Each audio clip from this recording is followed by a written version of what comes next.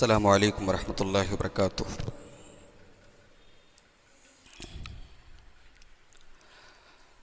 الحمد للہ نحمده ونستعینه ونستغفره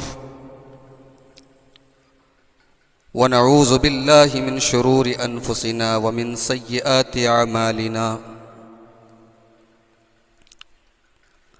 من يهده الله فلا مضل له ومن يضلل فلا هادي له، وأشهد أن لا إله إلا الله وحده لا شريك له، وأشهد أن محمدًا عبده ورسوله۔ يا أيها الذين آمنوا اتقوا الله حق تقاته ولا تموتن إلا وأنتم مسلمون۔ يا أيها الناس اتقوا ربكم الذي خلقكم من نفس واحدة وخلق منها زوجها وبث منهما رجالا كثيرا ونساء، واتقوا الله الذي تساءلون به والأرحام إن الله كان عليكم رقيبا۔ يا أيها الذين آمنوا اتقوا الله وقولوا قولا سديدا يصلح لكم أعمالكم ويغفر لكم ذنوبكم، ومن يطع الله ورسوله فقد فاز فوزا عظيما۔ أما بعد فإن خير الحديث كتاب الله، وخير الهدي هدي محمد صلى الله عليه وسلم، وشر الأمور محدثاتها وكل محدثة بدعة وكل بدعة ضلالة وكل ضلالة في النار۔ أعوذ بالله من الشيطان الرجيم، بسم الله الرحمن الرحيم۔ إن الأبرار لفي نعيم على الأرائك ينظرون تعرف في وجوههم نظرة النعيم يسقون من رحيق مختوم ختامه مسك وفي ذلك فليتنافس المتنافسون۔ معزز حاضرین مجلس، محترم بزرگوں، دینی و ملی بھائیوں، اللہ تعالیٰ کی یہ عظیم نعمت ہے کہ آج اس کے گھر میں ہم اور آپ کتاب و سنت کی باتوں کو سننے کے لیے جمع ہوئے ہیں۔ رب العالمین ہمارے جمع ہونے کو قبول فرمائے، اور جو باتیں کہی جائیں کہنے والے کو، سننے والوں کو، سب کو اللہ تعالیٰ عمل کی توفیق عطا فرمائے۔ میرے بھائیوں، اللہ تعالیٰ نے اپنے بندوں کو دو کیٹیگری میں بانٹا ہے۔ ایک اللہ کے نیک بندے ہیں اور دوسرے اللہ کے نافرمان بندے ہیں۔ نیک بندوں کے لیے انعام ہے، نافرمان بندوں کے لیے سزا ہے۔ انعام کا نام جنت ہے، سزا کا نام جہنم ہے۔ یہ جنت کیا ہے؟ جنت کیسی ہے؟ جنت میں کیا ملے گا؟ ان سارے سوالوں کا اگر ایک سینٹنس میں، ایک جملے میں اگر جواب دیا جائے تو قرآن کریم کے سورہ سجدہ کے اندر اللہ تعالیٰ نے ایک آیت میں جواب دے دیا۔ فرمایا فَلَا تَعْلَمُ نَفْسٌ مَا أُخْفِيَ لَهُم مِّن قُرَّةِ أَعْيُنٍ جَزَاءً بِمَا كَانُوا يَعْمَلُونَ۔ اللہ کے پیارے نبی جناب محمد الرسول اللہ صلی اللہ علیہ وسلم حدیث قدسی کے اندر کہتے ہیں کہ اللہ تعالیٰ فرماتا ہے اعددت لعبادی الصالحین ما لا عین رأت. اللہ کہتا ہے کہ میں نے اپنے بندوں کے لیے وہ تیار کیا ہے جس کو کسی آنکھ نے دیکھا ہی نہیں، ولا اذن سمعت، اور کسی کان نے سنا نہیں، ولا خطر علی قلب بشر، اور کسی انسان کے دل میں اس کا احساس بھی نہیں گزرا، کسی نے سوچا بھی نہیں کہ جنت ایسی ہوگی. تو جنت جو ہے یہ ہمارے تصور اور ہمارے خیالات سے بہت اعلیٰ ہے. دنیا کی نعمتیں، دنیا کی خوشحالی، دنیا کی تمام اچھائیاں جہاں ختم ہوتی ہیں، جنت کی نعمتیں وہاں سے شروع ہوتی ہیں. دیکھو دنیا میں انسان کو جو بھی نعمت ملتی ہے اس میں دو چیزوں کا خطرہ ہوتا ہے. پہلا خطرہ یہ ہوتا ہے کہ کب تک ملے گی، اور دوسرا خطرہ یہ ہوتا ہے کتنی ملے گی. یعنی دنیا کی نعمتوں کی ایک کوانٹیٹی ہے، ایک لمٹ ہے، اتنی ملے گی. جوانی ہے بہت بڑی نعمت ہے، مگر اس کی ایک لمٹ ہے. آدمی 30 سال کا ہے، 35 سال کا ہے، 40 کا ہو گیا، 40 کے پار ہو گیا، بال سفید ہونے لگے، جھریاں آنے لگی، اب انسان سمجھ گیا اب جوانی ختم. دنیا میں ہر نعمت کی ایک لمٹ ہے. دنیا کی نعمتوں میں خطرہ ہے خراب ہو جائیں گی، سڑ جائیں گی، باسی ہو جائیں گی. جنت میں کوئی چیز باسی ہونے والی نہیں. جنت میں کسی چیز کی کوئی لمٹ نہیں ہے. اللہ فرماتا ہے سورہ واقعہ کے اندر وَفَاكِهَةٍ كَثِيرَةٍ لَا مَقْطُوعَةٍ وَلَا مَمْنُوعَةٍ. جنت میں ہم تمہیں تمام قسم کے میوے دیں گے. وَفَاكِهَةٍ كَثِيرَةٍ، اور وہ بہت زیادہ ہوں گے، وہ انلیمیٹڈ ہوں گے، ان کی کوئی سیما نہیں ہوگی، کوئی حد نہیں ہوگی.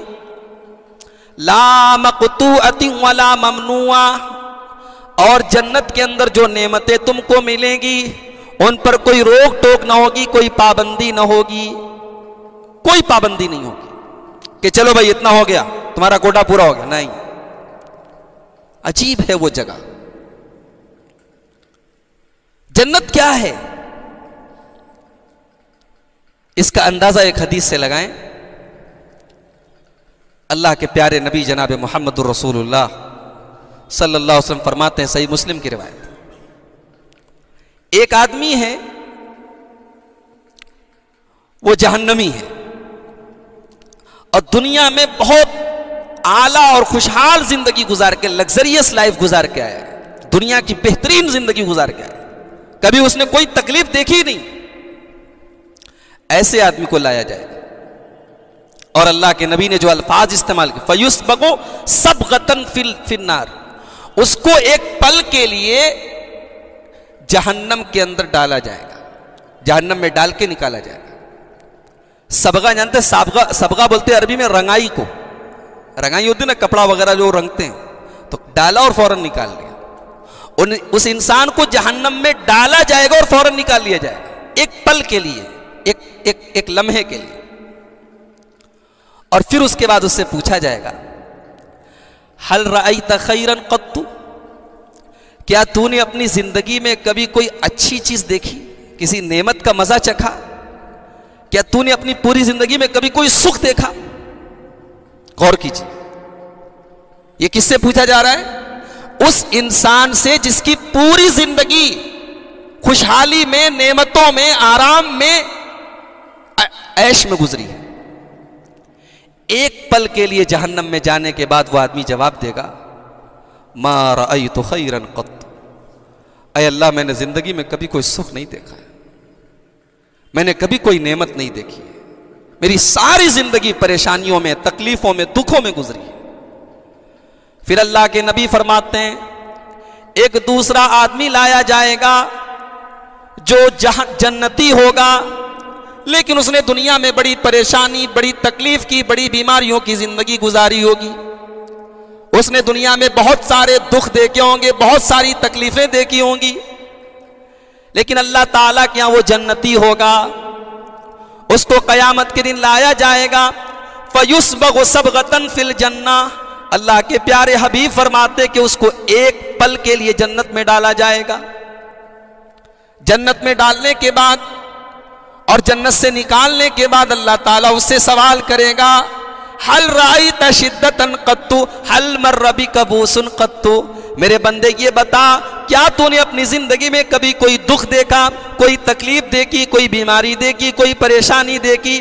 وہی بندہ جو ساری زندگی پریشانیوں میں گزار کے آیا ہے، ساری زندگی تکلیفوں میں گزار کے آیا ہے، ایک پل کے لیے جنت میں جانے کے بعد وہ بندہ جواب دے گا، ما رأیت شدتاً قط، اے اللہ میں نے پوری زندگی میں کبھی کوئی تکلیف نہیں دیکھی، کوئی پریشانی نہیں دیکھی، میری زندگی تو بڑی عیش و آرام میں گزری ہے، بڑے سکون سے گزری ہے۔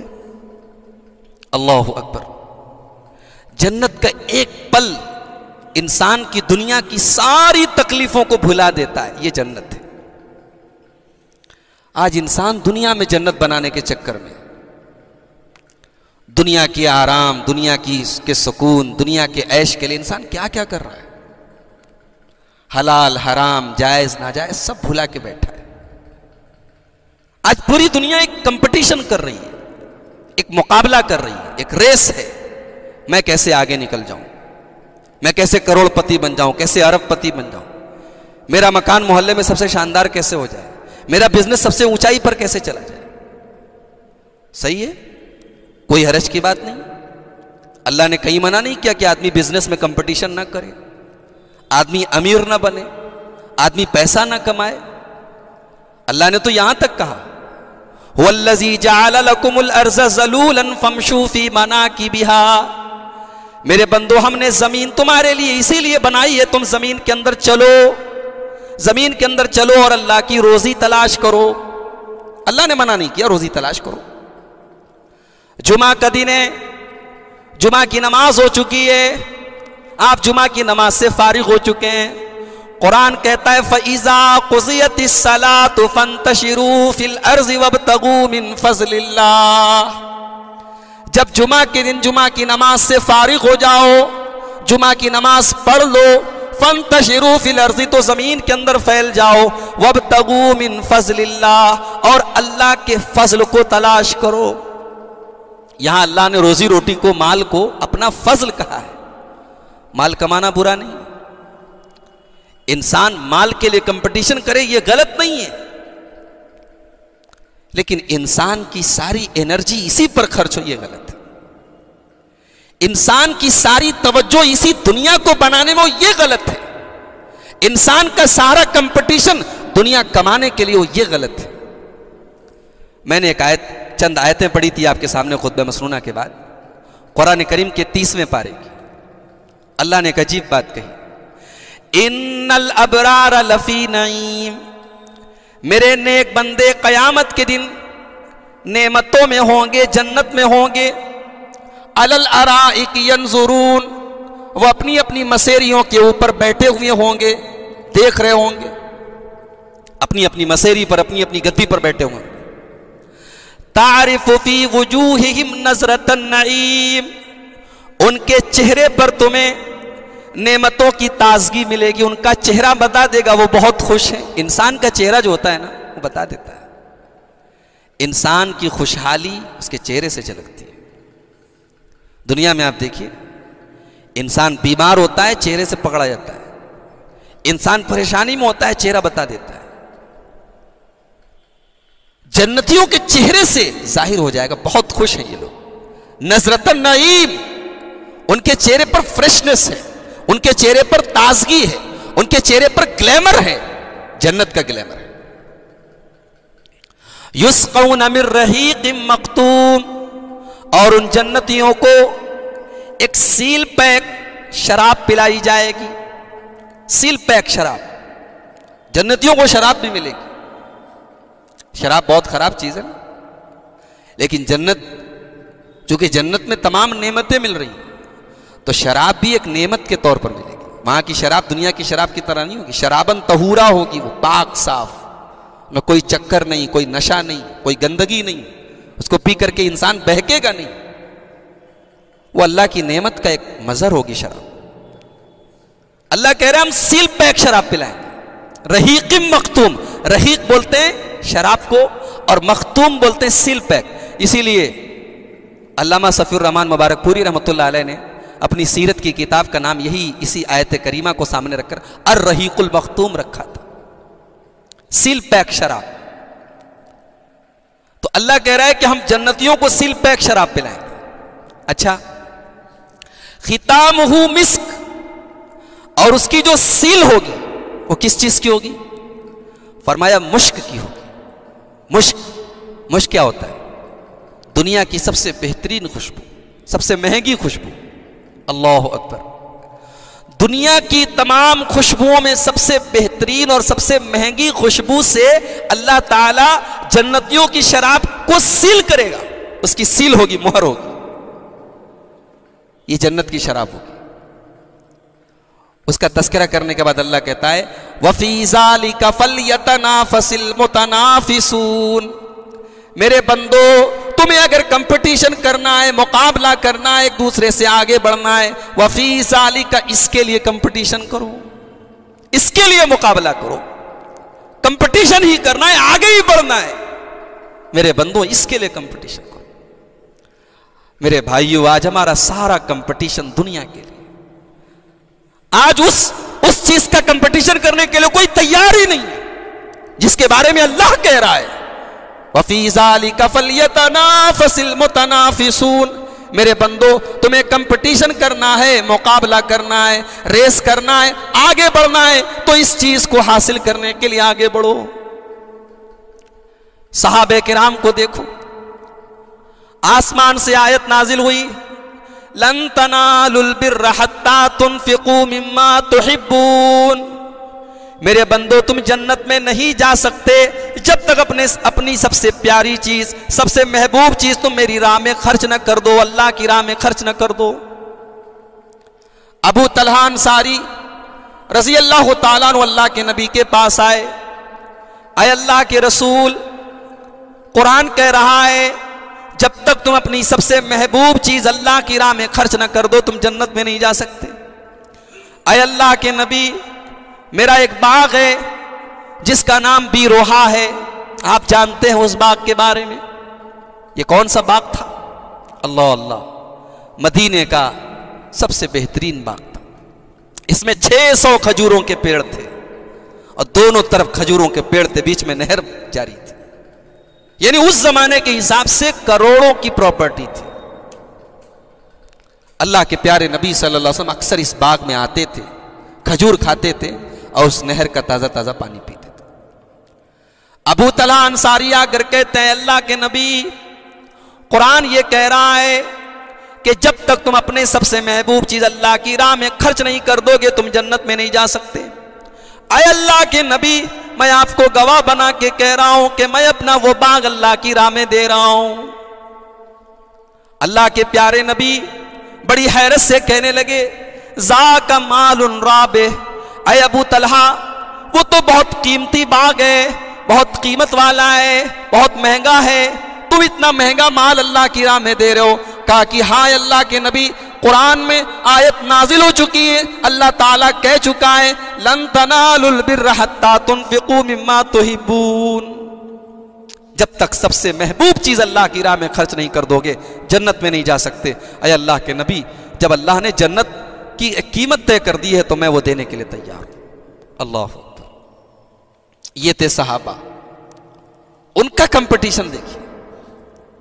قرآن کی آیتیں نازل ہو رہی ہیں، اللہ کی راہ میں صدقہ کرو، اللہ کی راہ میں تم زکوٰۃ دو، صدقہ دو. مدینہ کے غریب صحابہ جو خود اتنے غریب ہیں، محنت مزدوری کرنے والے ہیں، جو خود صدقہ کے حقدار ہیں، زکوٰۃ کے حقدار ہیں، جب قرآن کریم کی آیتیں نازل ہوتی ہیں وہ غریب صحابہ اپنے دل میں یہ آرزو پالتے ہیں کہ کیا ہم ان آیتوں پر عمل نہیں کر سکتے. یہ آیتیں جو اللہ کی راہ میں خرچ کرنے کی فضیلت پر آئی ہیں، ہم ان آیتوں پر کیسے عمل کریں. وہ غریب صحابہ دن بھر کام اپنا کرتے ہیں، رات کو مدینہ کے بازار میں جاتے ہیں، اوور ٹائم کام کرتے ہیں، رات کو جا کر کے مدینہ کے بازاروں سے اپنے پیٹ پر گٹھر لاد کر کے، بوجھ لاد کر کے کام کرتے ہیں، اور رات کو جو کام کرتے ہیں، جو محنت مزدوری ملتی ہے، وہ ساری مزدوری اللہ کی راہ میں خرچ کر دیتے ہیں۔ جذبہ دیکھیے، غریب ہیں، خود اس لائق ہے کہ ان کو صدقہ دیا جائے، خود اس لائق ہے کہ زکوٰۃ دی جائے، مگر اللہ کی جنت کو پانے کی کیسی طلب ہے، کیسی تڑپ ہے، وہ تڑپ آج ہمارے اندر نہیں ہے میرے بھائی۔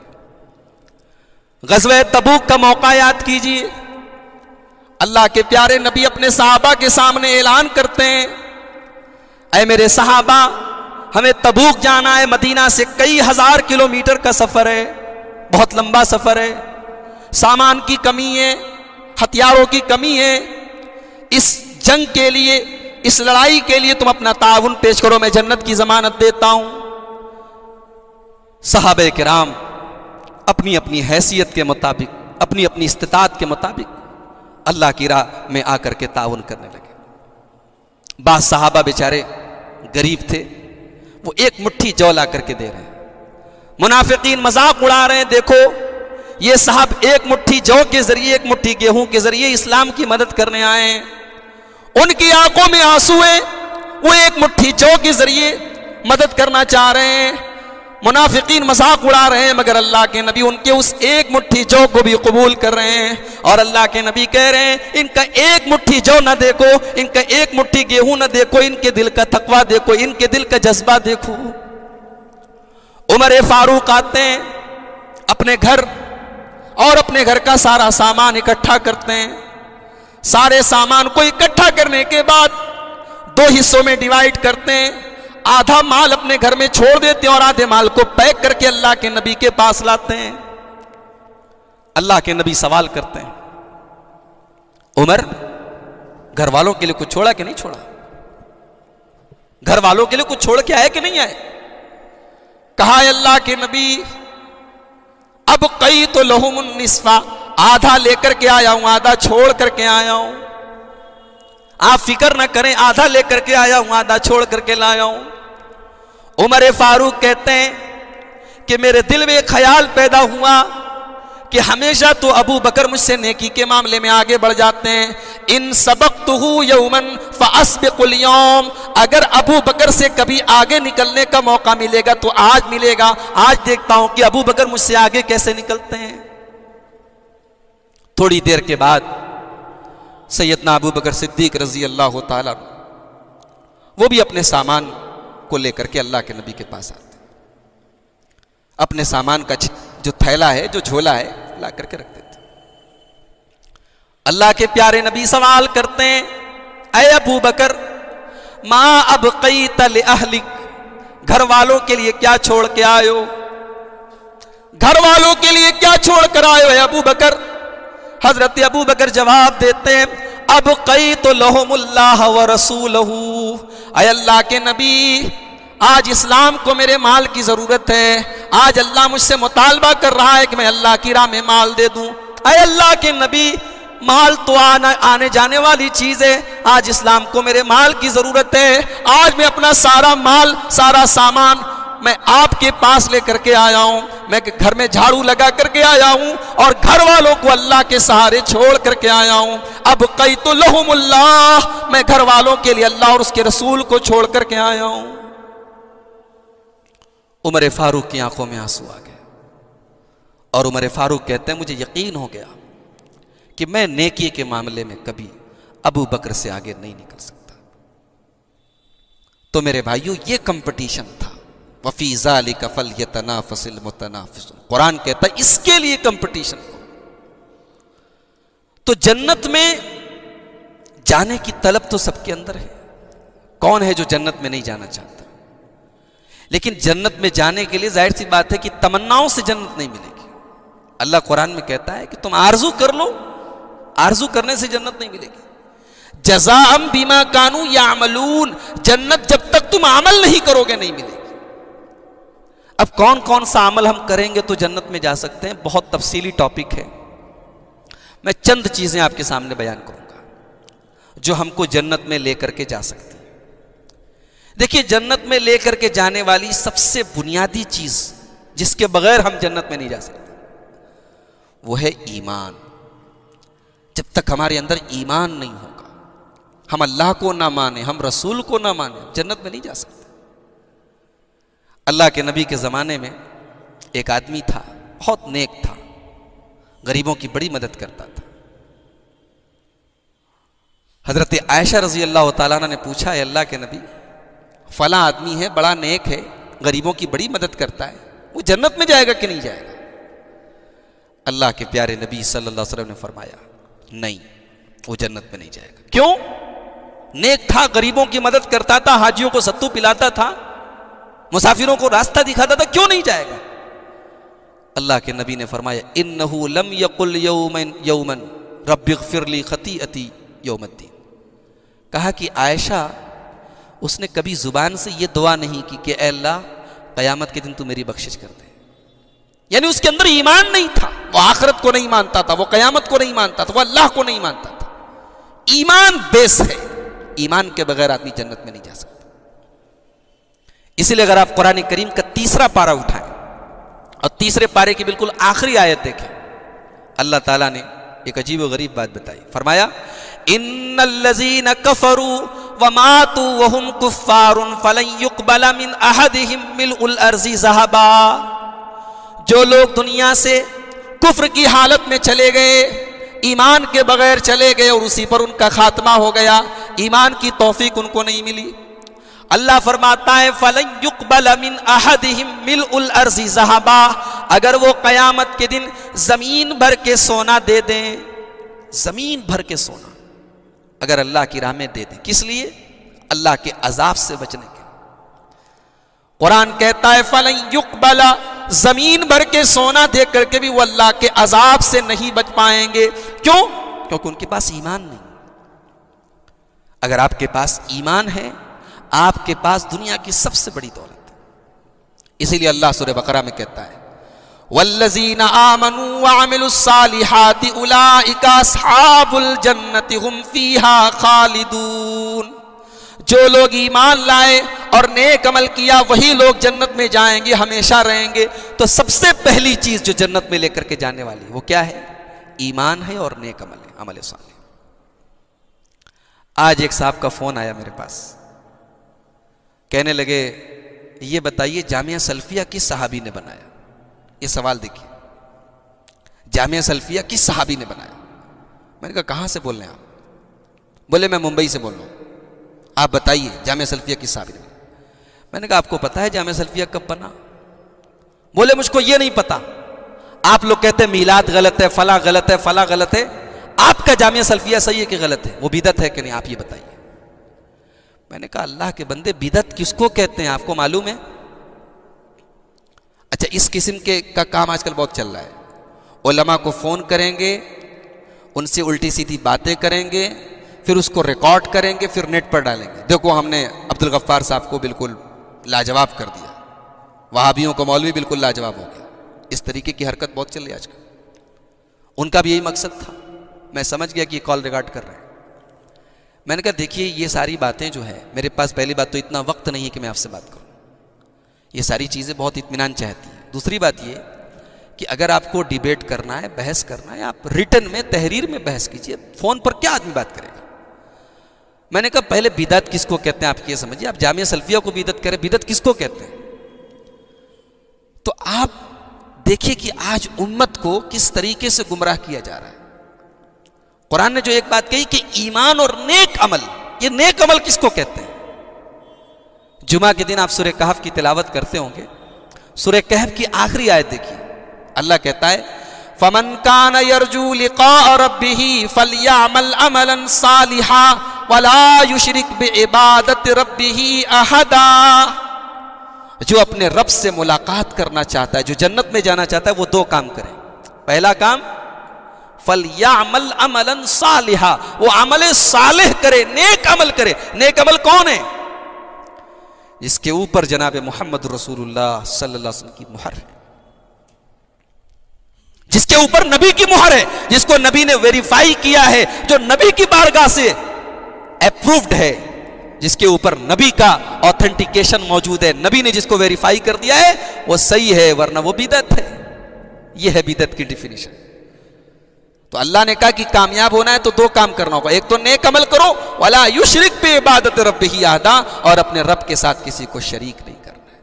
تو آج بدعات اور خرافات کا جو یہ بازار چل رہا ہے، ابھی شب برات آنے والا ہے، کچھ لوگوں کو اپنے پیٹ کی دکان چلانے کے لیے، اپنے حلوہ پوری کے انتظام کے لیے امت کو گمراہ کرنا ہے، تو کیسے کیسے کر رہے ہیں؟ اب وہ جامع سلفیہ کو بدعت قرار دے رہے ہیں اور جاہلوں کے ذریعے اس طریقے سے کال کروا کے پریشان کر رہے ہیں۔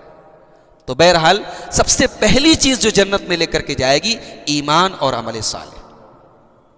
دوسری چیز جو جنت میں لے کر کے جائے گی تقوی۔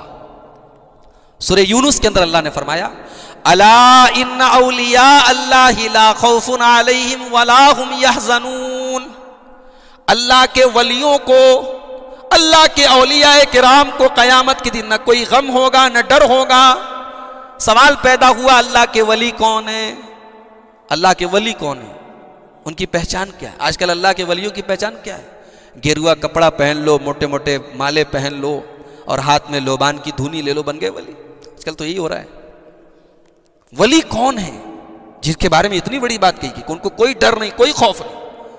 اللہ فرما رہا ہے ان کی دو پہچان ہوگی، الذین آمنوا وکانوا یتقون، وہ ایمان والے ہوں گے اور تقوی والے ہوں گے، ان کے اندر تقوی ہوگا۔ لہم البشرا فی الحیات الدنیا وفی الآخرہ، ان کو دنیا کے اندر بھی بشارت ہے اور آخرت میں بھی جنت ملے گی۔ تو تقوی کے بغیر جنت نہیں ملے گی۔ اب تقوی کیا ہے؟ حضرت ابو ہریرہ سے کسی نے پوچھا تقوی کس کو کہتے ہیں؟ بڑا پیارا جواب دیا انہوں نے، کہا کہ کبھی ایسے راستے سے گزرے ہو جہاں دونوں طرف کانٹے دار جھاڑیاں ہوں اور راستہ بالکل تنگ ہو، اور وہی ایک راستہ ہو، کوئی اور راستہ ہو، کیسے نکلو گے تم؟ سوال کرنے والے نے کہا کہ اگر کوئی اور راستہ نہیں اور دونوں طرف کانٹے دار جھاڑیاں ہیں تو کیا کریں گے؟ دامن کو بچا بچا کے بس جیسے تیسے نکل جائیں گے؟ کہا یہی تقوی ہے، کہ یہی تقوی ہے۔ قدم قدم پہ انسانی خواہشات کے کانٹے ہیں، قدم قدم پر شیطان کے کانٹے ہیں، ان کانٹوں سے بچتے ہوئے زندگی کے راستے کو طے کرتے ہوئے چلے جانا، یہی تقوی ہے۔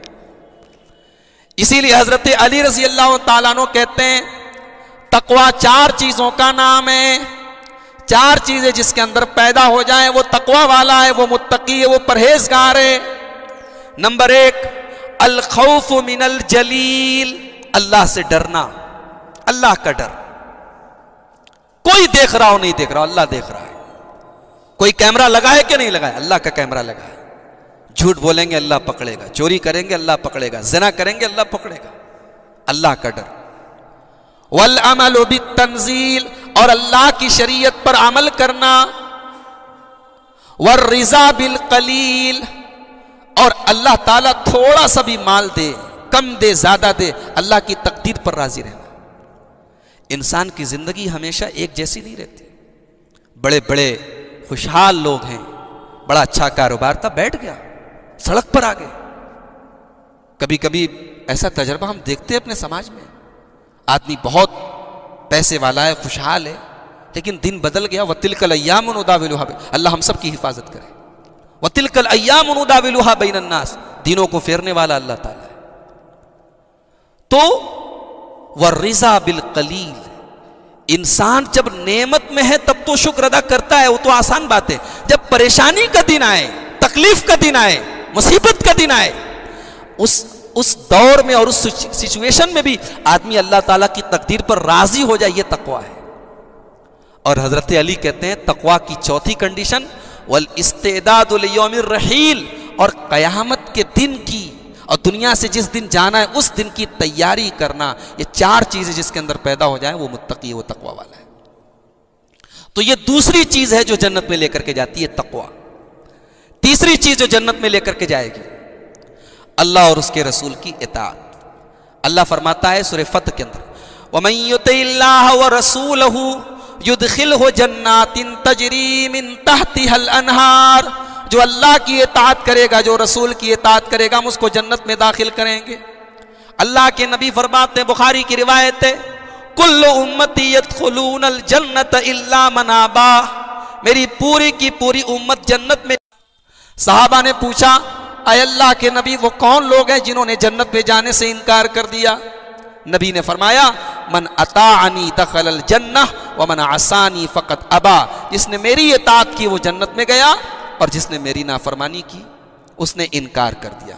گویا نبی کی نافرمانی کرنے والا، نبی کی معصیت کرنے والا، نبی کی بات نہ ماننے والا انکار کر رہا ہے۔ نبی تو کہہ رہے چلو ہم تم کو جنت میں لے کے چلیں گے، لیکن وہ نبی کی نافرمانی کر کے انکار کر رہا ہے نہیں مجھے جنت میں نہیں جانا۔ تو یہ تیسری چیز ہے جو انسان کو جنت میں لے کر کے جائے گی۔ نمبر 4، چوتھی چیز جو انسان کو جنت میں لے کر کے جائے گی، کبھی اللہ کی راہ میں لڑنے کا موقع ملا، کوئی ایسی جنگ ہو رہی ہے جو اسلام کے لیے ہو رہی ہے، اللہ کے دین کے لیے ہو رہی ہے، ایسی جنگ میں آدمی شامل ہے اور اللہ کی راہ میں وہ شہید ہو گیا، یہ بھی انسان کو یہ چیز جس کو شہادت کہتے ہیں، شہادت کی موت، ہمارے یہاں کسی کو بھی شہید بول دیتے ہیں۔ یہ شہادت جو ہے نا، کسی انسان کے بارے میں شہید کا لفظ نہیں بولنا چاہیے، علماء نے منع کیا ہے۔ کوئی بہت بڑے عالم ہیں، ان کا انتقال ہو گیا کسی چیز میں، وہ لوگ بولتے ہیں شہید ہو گئے، ایسا نہیں بولنا چاہیے۔ شہید جب ہم بول دیتے تو گویا ہم گارنٹی دیتے، اس لیے کہ شہید جنتی ہے، جس کو ہم نے شہید بول دیا ہم نے گارنٹی دے دی وہ جنتی ہے۔ اس لیے بہت سارے علماء کہتے ہیں کسی کے بارے میں یقین کے ساتھ اس کو آئیڈینٹیفائی کر کے، اس کو خاص کر کے کہ یہ شہید ہو گیا، ایسا نہیں بولنا چاہیے۔ تو اللہ کی راہ میں شہادت یہ انسان کو جنت میں لے کر کے جاتی ہے۔ اللہ تعالیٰ کہتا ہے سورہ توبہ کے اندر، سورہ توبہ کے اندر کہتا ہے ان اللہ اشترى من المؤمنین انفسهم واموالهم بان لهم الجنہ، اللہ تعالیٰ نے ایمان والوں سے ان کی جان و مال کو خرید لیا ہے۔ کس چیز کے بدلے؟ اللہ تعالیٰ سودا کر رہا ہے، اللہ ان کی جان کو خرید رہا ہے، مال کو خرید رہا ہے۔ قیمت کیا دے رہا ہے اللہ؟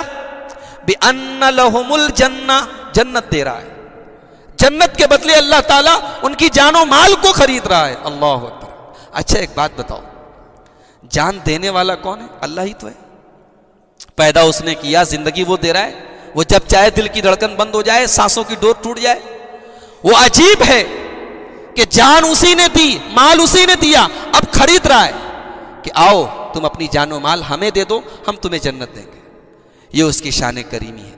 تو یہ چوتھی چیز ہے جو انسان کو جنت میں لے کر کے جاتی ہے کہ اللہ کی راہ میں اگر کوئی انسان شہید ہوا ہے تو وہ جنت میں جائے گا۔ نمبر 5، پانچویں چیز جو انسان کو جنت میں لے کر کے جائے گی، کہیں علم کی بات ہو رہی ہے، قرآن اور حدیث کی بات ہو رہی ہے، کوئی مجلس ہے، کوئی پروگرام ہے، کوئی درس ہے، آپ شامل ہوئے اس مقصد سے کہ یہاں علم بٹ رہا ہے، یہاں قرآن و حدیث کی باتیں ہو رہی، چلے ہم بھی کچھ حاصل کر لیں۔ ایسی مجلس میں جانا بھی جنت کے راستے میں جانا ہے۔ بڑی پیاری حدیث سنانے جا رہا ہوں، امام مسلم رحمۃ اللہ علیہ اس حدیث کو صحیح مسلم میں لائے ہیں، پوری حدیث سن لیجیے۔ اللہ کے نبی کہتے ہیں من نفس عن مسلم قربۃ من قرب الدنیا، جو کسی مسلمان کی دنیا کی کوئی تکلیف کو دور کر دے، نفس اللہ عنہ قربۃ من قرب یوم القیامہ، اللہ تعالیٰ اس کی قیامت کے دن کی کوئی تکلیف دور کر دے گا۔ ومن یسر علی معسر، اور جو کسی پریشان حال کی پریشانی میں آسانی پیدا کر دے، کوئی پریشان ہے آپ نے آسانی پیدا کر دی، یسر اللہ علیہ فی الدنیا والآخرہ، اللہ تعالیٰ دنیا اور آخرت میں اس کے لیے آسانی پیدا کر دے گا۔ ومن ستر مسلما، اور جو کسی مسلمان پر پردہ ڈال دے، کوئی مسلمان ہے اس کا کوئی عیب آپ کو پتہ چل گیا، آپ نے پردہ ڈال دیا، چھپا لیا، اللہ کے نبی کہتے ہیں ستر اللہ علیہ فی الدنیا والآخرہ، اللہ دنیا میں اور آخرت میں دونوں جگہ اس کے عیب پر پردہ ڈال دے گا۔ ومن واللہ فی عون العبد ما کان العبد فی عون اخیہ، اور جب تک بندہ اپنے دوسرے بھائی کی مدد میں رہتا ہے اللہ اس کی مدد میں رہتا ہے۔ ومن سلک طریقا یطلب فیہ علما، اور جب کوئی آدمی علم کی راہ میں نکلتا ہے، علم دین حاصل کرنے کے لیے نکلتا ہے، سلک اللہ لہ بہ طریقا الی الجنہ، تو اللہ تعالیٰ اس کو جنت کے راستے پر چلا دیتا ہے۔ دیکھیے علم کا راستہ، جہاں علم مل رہا ہو، جہاں قرآن کی آیتیں سنائی جا رہی، جہاں حدیث سنائی جا رہی، ایسی مجلس میں جانا گویا کہ جنت کی راہ میں جانا ہے۔ اور حدیث پاک کا آخری ٹکڑا اللہ کرے کہ آج کی ہماری یہ مجلس بھی ان خوش نصیبوں میں شامل ہو جائے. فرمایا وَمَجْتَمَعَ قَوْمٌ فِي بَيْتٍ مِّن بُيُوتِ اللَّهِ، جب چند لوگ اللہ کے کسی گھر میں جمع ہوتے ہیں، یتلون کتاب اللہ، وہاں قرآن کی تلاوت کرتے ہیں، وَيَتَدَارَسُونَهُ بَيْنَهُمْ، اور قرآن کو سیکھتے سکھاتے ہیں، إِلَّا نَزَلَتْ عَلَيْهِمُ السَّكِينَةُ، ان کے اوپر آسمان سے سکون نازل ہوتا ہے، وَغَشِيَتْهُمُ الرَّحْمَةُ، اور اللہ کی رحمت ان کو ڈھانپ لیتی ہے، وَحَفَّتْهُمُ الْمَلَائِكَةُ، اور اللہ کے فرشتے اس مجلس کو گھیر لیتے ہیں، وَذَكَرَهُمُ اللَّهُ فِي مَنْ عِنْدَهُ، اور اللہ اپنے فرشتوں میں اس مجلس کا ذکر کرتا ہے. اللہ اکبر. تو دینی مجلسوں میں جانا، علم دین حاصل کرنا، یہ چیز بھی انسان کو جنت میں لے کر کے جاتی ہے. نمبر 6، چھٹی چیز جو انسان کو جنت میں لے کر کے جائے گی، حج کرنا. حج کرنے سے بھی انسان جنت میں جائے گا انشاءاللہ. مگر کون سا حج؟ اللہ کے پیارے نبی کہتے ہیں من حج فلم یرفس ولم یفسق، جو حج کرے اور حج کے دوران کوئی غلط کام نہ کرے، کوئی سنت کی خلاف ورزی نہ کرے، کوئی بیہودہ کام نہ کرے، رجع کیوم ولدت امہ، تو جب وہ حج کر کے آتا ہے تو گویا کہ وہ ایسا ہو جاتا ہے جیسے اس کی ماں نے اس کو جنا ہو. آج حج کرنے بہت سارے لوگ جاتے ہیں مگر ان کو پتہ نہیں کہ وہ کتنا بڑا کام کر کے آ رہے ہیں. یعنی اگر آدمی حج کرنے کے بعد اسی طریقے پر جم جائے نیکی اور تقوی کے راستے پر، تو اللہ کے یہاں اس کا مقام یہ کہ جیسے ماں کے پیٹ سے نکلا ہوا بچہ ہے، بالکل معصوم ہے. اسی لیے اللہ کے نبی فرماتے ہیں الحج المبرور لیس لہ جزاء الا الجنہ، حج مبرور کا کوئی بدلہ نہیں ہے سوائے. حج مبرور کس کو کہتے ہیں؟ وہ حج جو سنت کے مطابق کیا جائے، اور وہ حج کہ جس کے کرنے کے بعد انسان نیکی کے کام پہ جمع رہے. تو یہ چیز بھی انسان کو جنت میں لے کر کے جاتی ہے. نمبر 7، ساتویں چیز جو انسان کو جنت میں لے کر کے جاتی ہے، کسی مسجد کی تعمیر کرنا. بخاری شریف کی روایت، اللہ کے پیارے نبی کہتے ہیں من بنا للہ مسجدا یبتغی بہ وجہ اللہ، جو اللہ کی رضا کے لیے کوئی اللہ کا گھر تعمیر کر دے، اللہ کا گھر بنوا دے اللہ کی رضا کے لیے، اللہ کو راضی کرنے کے لیے، بن اللہ لہ بیتا فی الجنہ، اللہ تعالیٰ اس کے لیے جنت میں ایک گھر بنائے گا. نمبر 8، نماز کی اور سجدے کی کثرت بھی انسان کو جنت میں لے کر کے جاتی ہے. حضرت ربیعہ ابن کعب اسلمی ایک صحابی ہیں، یہ کہتے ہیں میں اللہ کے نبی کی خدمت کرتا تھا، رات کو اللہ کے نبی سوتے تھے، نیند کھلتی تھی میں پانی لا کے دیتا تھا، تہجد کے لیے اٹھتے تھے میں وضو کا برتن لا کے دیتا تھا. ایک دن اللہ کے نبی نے خوش ہو کے کہا ربیعہ مانگو کیا چاہیے تم کو، اتنی تم میری خدمت کرو، مانگو تم کو کیا چاہیے. حضرت ربیعہ نے کہا بہت غریب تھے، بہت غریب تھے، ذہن میں خیال آیا کہ کچھ پیسہ ویسا مانگ لیتا ہوں. پھر دماغ نے کہا کہ پیسہ آج ہے کل ختم ہو جائے گا، کچھ ایسا مانگتا ہوں جو ہمیشہ کام دے، پرماننٹ کام دے. کہا کہ اے اللہ کے رسول اسألک مرافقتک فی الجنہ، اے اللہ کے نبی میں چاہتا ہوں دنیا میں آپ کے ساتھ ہوں، آپ کی خدمت کرنے کا موقع مل رہا ہے، آپ کو پانی لا کے دے رہا ہوں، جنت میں بھی آپ کے ساتھ رہنے کا موقع ملے. اللہ اکبر.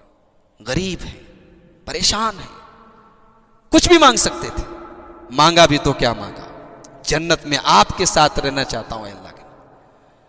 اللہ کے نبی نے فرمایا او غیر ذالک، کچھ اور نہیں چاہیے، جنت چاہیے. کہا کہ ہاں اللہ کے نبی جنت چاہیے، جنت میں آپ کے ساتھ چاہیے. اللہ کے نبی نے فرمایا انی علی ذالک بکثرۃ السجود، زیادہ سے زیادہ سجدہ کرو، زیادہ سے زیادہ سجدہ کرو، میں دعا کروں گا میری مدد کرو تم. یعنی میں دعا کروں گا اللہ تم کو جنت میں ڈال دے اور جنت میں تمہیں میرے ساتھ کر دے، لیکن تم میری مدد کرو، تم زیادہ سے زیادہ سجدہ کرو.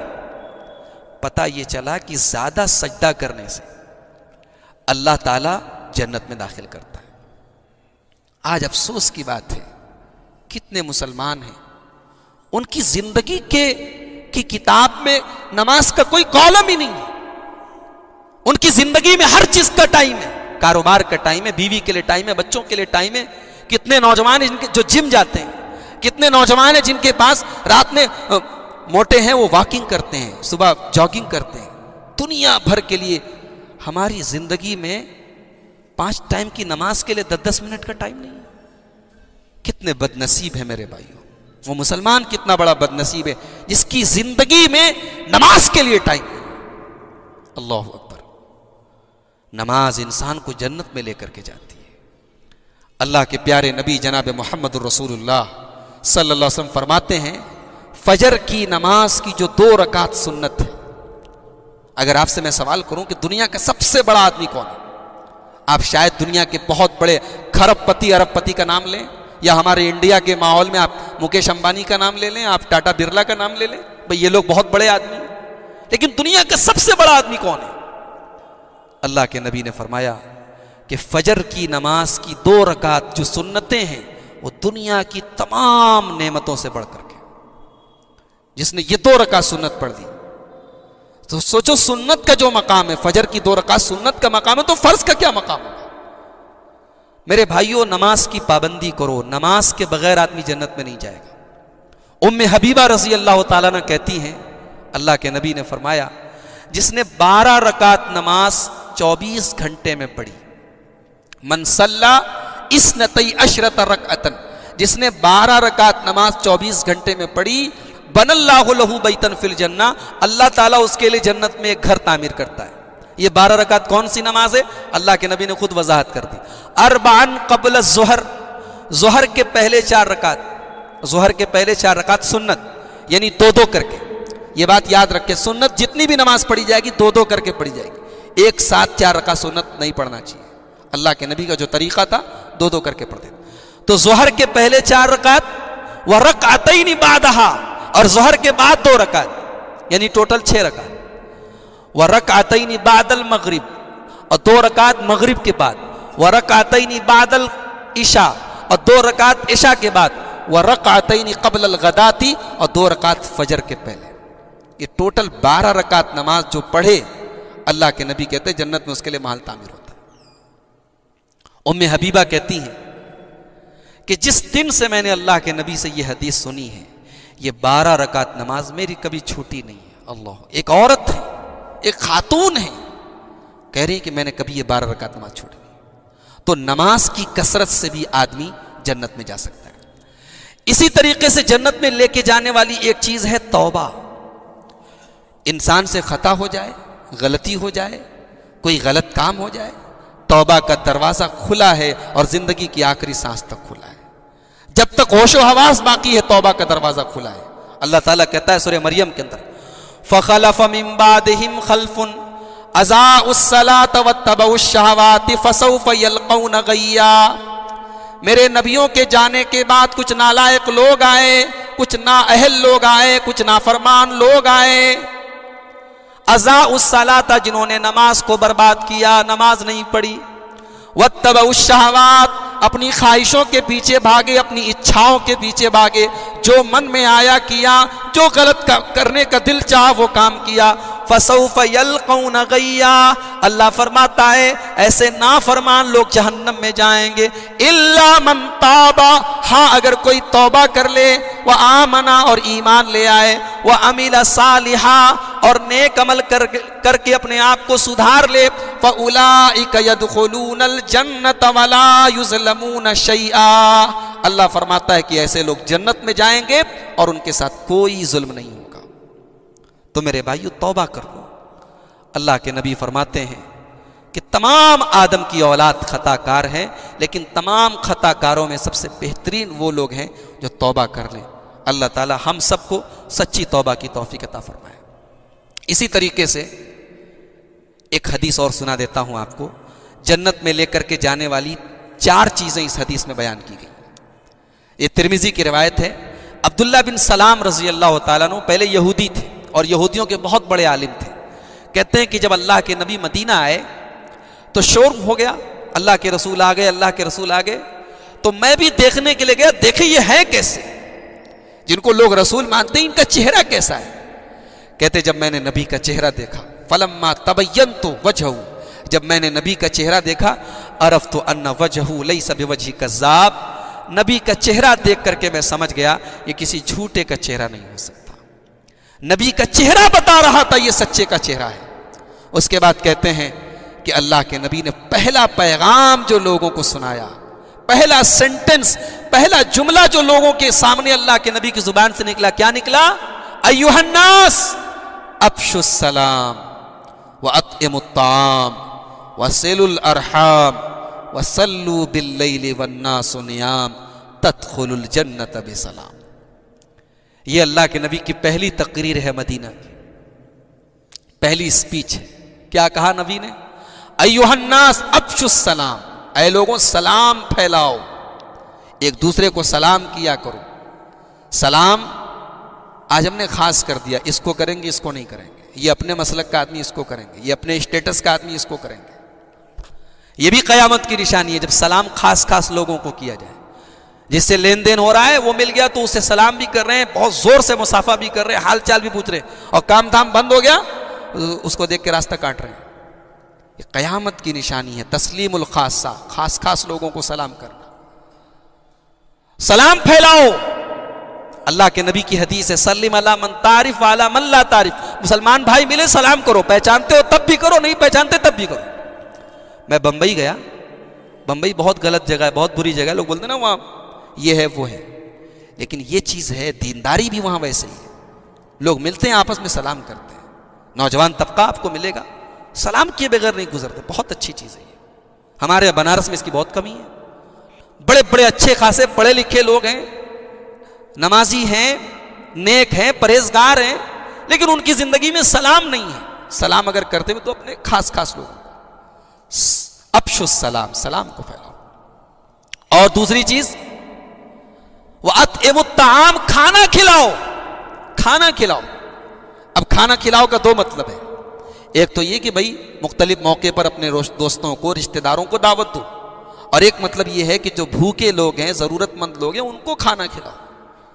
یہ انسانیت نہیں ہے، اسلام نہیں ہے کہ ہم تو بیٹھ کر کے مہنگے مہنگے کھانے کھائیں اور ہمارے محلے میں ہمارا پڑوسی بھوکا مرے۔ ایک بار خبر آئی تھی مراد آباد سے، ایک مسلمان عورت بھوک کی وجہ سے، اس کو کئی دن تک کھانا نہیں ملا تھا، مر گئی تھی۔ یہ خبر جب آئی تھی، میں نے پورا خطبہ جمعہ دیا تھا اس موضوع پر، اور میں نے کہا تھا کہ یہ مسلم سماج کے لیے، ہمارے پورے معاشرے کے لیے تھپڑ ہے کہ جس مذہب میں کھانا کھلانے کو اتنا بڑا کام کہا گیا ہو، اس معاشرے میں ایک مسلمان عورت بھوک کی وجہ سے مر جائے۔ میں نے کہا یہ شرم کی بات ہے پوری قوم کے لیے۔ اطعموا الطعام، کھانا کھلاؤ۔ اور تیسری چیز وصلوا الارحام، رشتہ داروں سے رشتہ جوڑو، رشتہ نبھاؤ۔ اور چوتھی چیز وصلوا باللیل والناس نیام، اور رات میں جب لوگ سو رہے ہوں تب نماز پڑھو۔ رات میں کون سی نماز پڑھی جاتی ہے؟ تہجد کی نماز، جب لوگ سو رہے ہوں۔ یہ نماز بھی اللہ کو بڑی پیاری ہے۔ اللہ سورہ سجدہ کے اندر کہتا ہے کہ میرے بندوں کی ادا دیکھو، تتجافا جنوبہم عن المضاجع یدعون ربہم خوفا وطمعا، ساری دنیا تو بستر پر آرام کر رہی ہے، میرے یہ بندے، میرے چند خاص بندے اپنے بستروں سے الگ ہو کر ہمارے سامنے رو رہے ہیں، گڑ گڑا رہے ہیں، ہم سے مانگ رہے ہیں۔ ان کا مقام ہی بہت اونچا ہے۔ تو یہ چار چیزیں جس کے اندر پیدا ہو جائے، افشوا السلام، سلام پھیلاؤ، اطعموا الطعام، کھانا کھلاؤ، صلوا الارحام، رشتہ داروں سے رشتہ نبھاؤ، اور رات میں تہجد کی نماز پڑھو۔ اللہ کے نبی فرماتے تدخل الجنت بسلام، سلامتی کے ساتھ تم جنت میں چلے جاؤ گے۔ تو یہ چار چیزیں بھی انسان کو جنت میں لے کر کے جاتی ہیں۔ ایک آخری حدیث سنا کے میں بات ختم کروں گا، کیونکہ 10 منٹ باقی ہے آپ کے ہاں عشاء کی اذان ہونے میں۔ یہ حدیث، اس کو امام ابن حبان نے، امام ابن خزیمہ وغیرہ نے روایت کیا، حدیث بالکل صحیح ہے۔ اللہ کے نبی فرماتے ہیں اضمنوا لی ستن، مجھے 6 چیزوں کی گارنٹی دے دو، اضمن لکم الجنہ، میں تمہیں جنت کی گارنٹی دے دیتا ہوں، تم 6 چیزوں کی ضمانت لے لو، میں تمہیں جنت کی ضمانت دیتا ہوں۔ کون سی 6 چیزیں ہیں؟ اصدقوا اذا حدثتم، جب بات کرو تو سچ بولو، اس کی گارنٹی لے لو، جھوٹ نہیں بولیں گے، کبھی جھوٹ نہیں بولیں گے، اس کی گارنٹی لے لو۔ وَأَوْفُوا إِذَا وَعَدتُّمْ، اور وعدہ کرو تو پورا کرو، اس کی گارنٹی لے لو۔ بہت مشکل مسئلہ کر دیا، آج کون لوگ ہیں جو وعدے کو پورا کرتے ہیں اور کون لوگ ہیں جو سچ بولتے ہیں؟ آج معاشرے میں اگر سب سے زیادہ کوئی چیز عام ہے تو جھوٹ ہے. یعنی آج حالات ایسے ہو گئے کہ جھوٹ گناہ ہے یہ بھی لوگ نہیں جانتے کہ جھوٹ بھی گناہ ہے کیا. اتنا عام ہو چکا ہے. تو نبی نے فرمایا بات کرو تو سچ بولو, وعدہ کرو تو پورا کرو. اور تیسری چیز وَأَدُّوا إِذَا تُمِنْتُمْ, امانت ادا کرو. امانت ادا کرو کا کیا مطلب ہے؟ امانت کا مطلب یہی نہیں ہے کہ آپ کے پاس میں نے پیسہ رکھا آپ نے مجھے لوٹا دیا. امانت کا مطلب یہ بھی ہے ایک اچھے باپ بنو. باپ ہو, اولاد امانت ہے آپ کے گلے میں, اولاد کا حق ادا کرو. ایک اچھے شوہر بنو, نکاح کر کے لائے ہو بیوی کو, امانت ہے تمہارے گلے میں, بیوی کا حق ادا کرو. پڑھا رہے ہو, اچھے استاذ بنو. مسجد کے ذمہ دار ہو, اچھے متولی بنو. جماعت کے ذمہ دار ہو, اچھے ناظم بنو. کوئی تنظیم چلا رہے ہو, اچھی طریقے سے نبھاؤ. جو ذمہ داری ہے اس کو نبھاؤ, یہ بھی امانت ہے. تو فرمایا کہ امانت کو پورا کرو. اور چوتھی چیز وَاحْفَظُوا فُرُوجَكُمْ, شرمگاہ کی حفاظت کرو, بدکاری سے بچو, زناکاری سے بچو. اور پانچویں چیز وَغُضُّوا أَبْصَارَكُمْ, اپنی نگاہوں کو نیچی رکھو, نظر بازی سے بچو, نظر کے گناہ سے بچو, نظر کو بہکنے سے بچاؤ. اور چھٹی چیز وَكُفُّوا أَيْدِيَكُمْ, اپنے ہاتھوں کو بچا کے رکھو, اپنے ہاتھ سے کسی کو تکلیف مت پہنچاؤ. یہ 6 کام کر لو, اللہ کے نبی صلی اللہ علیہ وسلم فرماتے ہیں میں تم کو جنت کی ضمانت دیتا ہوں.